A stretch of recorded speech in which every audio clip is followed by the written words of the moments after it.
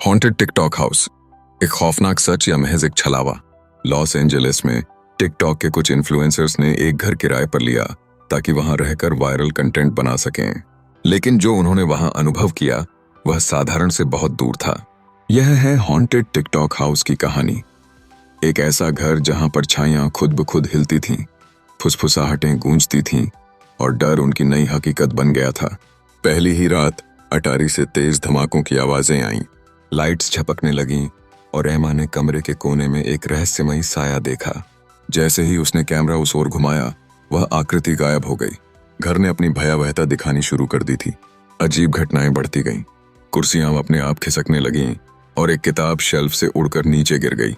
जेक ने यह सब कैमरे में कैद किया, लेकिन कोई नहीं समझ पा रहा था कि यह कैसे हो रहा है।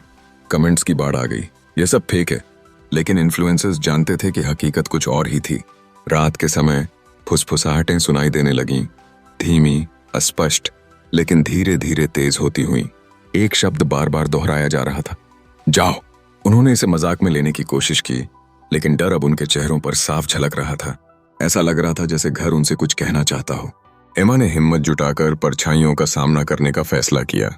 उसने अपना कैमरा सेट किया और कहा, अगर यहाँ कोई है तो सामने आओ। वीडियो में एक काली आकृति कैमरे के सामने आती दिखी।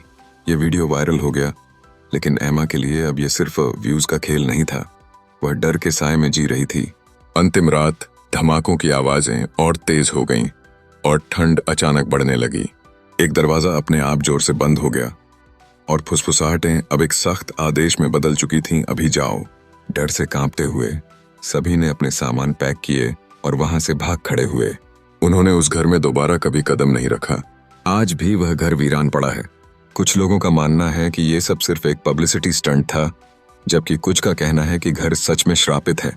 सच्चाई जो भी हो, हॉन्टेड टिकटॉक हाउस हमें याद दिलाता है कि कुछ रहस्यों को छेड़ना शायद हमें भारी पड़ सकता है। क्या यह सिर्फ एक छलावा था या सच में कुछ अलौकिक था? हमें कमेंट में बताइए। और असली डरावनी कहानियों के लिए हमारे चैनल को लाइक और सब्सक्राइब करना न भूलें। तब तक के लिए जिज्ञासु बने रहिए, लेकिन अंधेरे में छायाओं की तलाश करने से बचिए।